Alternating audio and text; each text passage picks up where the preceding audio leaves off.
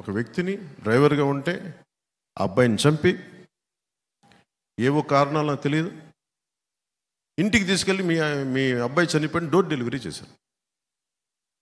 ఈ door delivery చేస్తే దీని పర్యవసానం మనం ఎవరు ఊహించం. నాకు చాలా భయం వేస్తా అలాంటి సంఘటనలు జరిగితే. నాకేమనిపిస్తుంటే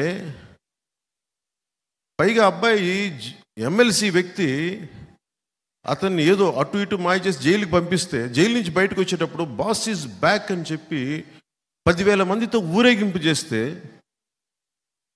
సమాజంలో ఎలాంటి సంకేతాలు పంపుతుంది అది మీరు ఊహించుకోండి.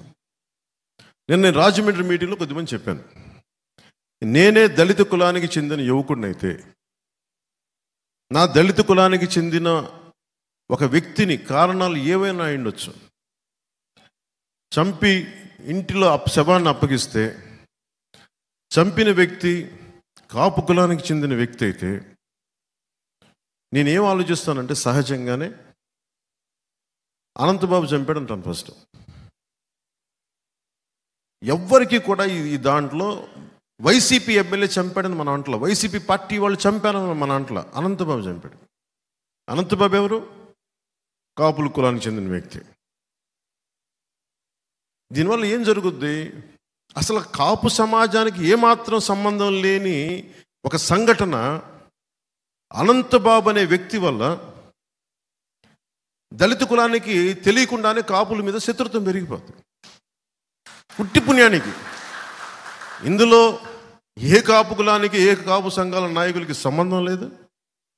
కానీ ద్వేషం మటుకు వ్యక్తి చేసిన తప్పుకి పక్క కులానికి ద్వేషం పెరిగిపోతుంది. అట్లా గొడవలు వచ్చేస్తాయి. ఇది మారాలి, ఇది మార్చాలి. విశ్వనాథ సత్యనారాయణ గారు చెప్పింది అన్ని అనర్థాలకి మూలం మానవ ప్రవృత్తి హేతువు కానీ వాని కులం కానీ జాతి కానీ మతం కానీ ప్రాంతం కానీ కాదు అని ఆయన ప్రత్యేకించి చెప్తారు.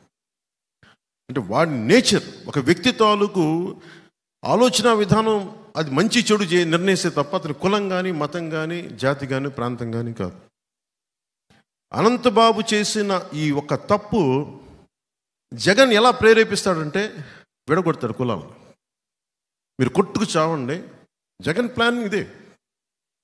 సెట్టి బల్జులు కాపులు కొట్టుకోవాలి, సెట్టి బల్జులు కాపులు దళితులు కొట్టుకోవాలి,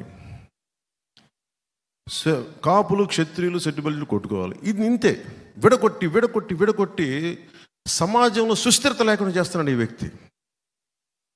దీనిని మనకు నేను ఈ రోజున ఒక ఎన్నికల కోసం మాట్లాడతాను. 2 నెలల్లో ఎన్నికలు ఉన్నాయి, ఇంకొక 50 రోజులు ఎన్నికలు ఉన్నాయి, నేను అభ్యర్థిగా నిలబడతాను. అసలు వీటి మీద ఏది కాదు నా ఉద్దేశం. నా గెలుపు ఓటంలో నేమో తాకు, డబ్బులు పోయినా ఉన్నా పేరు వచ్చినా రాకపోయినా నేను నిలబడేది సమాజం తాలూకు సుస్థిరత.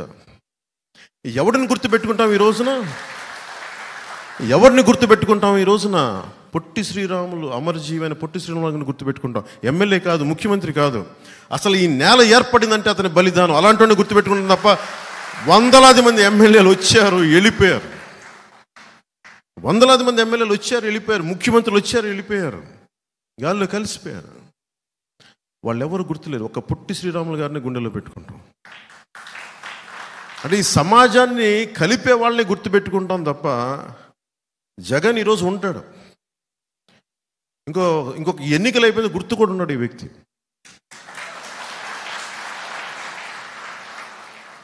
సో మీరు ప్రతిదీ అంటే జగన్ ధైర్యాన్ని మెచ్చుకోవాలి మనం.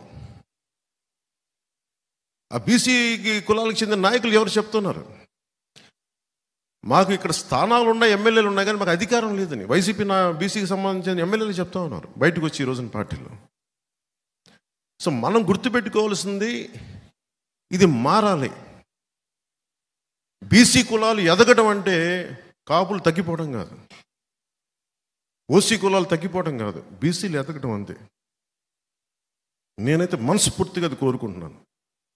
దళిత కులాల నుంచి ఒక దామోదరం సంజీవయ్య గారు లాంటి నాయకులు రావాలి. బాలయోగి గారు ఉన్నారు, బాలయోగి గారిని అన్ని కులాలు ప్రేమిస్తారు, అన్ని కులాలు ప్రేమిస్తారు. ఆయన్ని నోరు మంచిదైతే ఊరు మంచితో వ్యక్తిత్వం మంచిదైతే అందరినీ ఆకట్టుకుంటుంది. ఉదాహరణ నేను సినిమాలోనే ఉన్నాను. ఏ హీరో రాకూడదు అనుకుంటే ఎట్లా? అందరూ రావాలి. నా ఒక్కడి వల్ల చిత్ర పరిశ్రమ నడుస్తుందా? నా కుటుంబంలోని హీరోల వల్ల చిత్ర పరిశ్రమ నడుస్తుందా?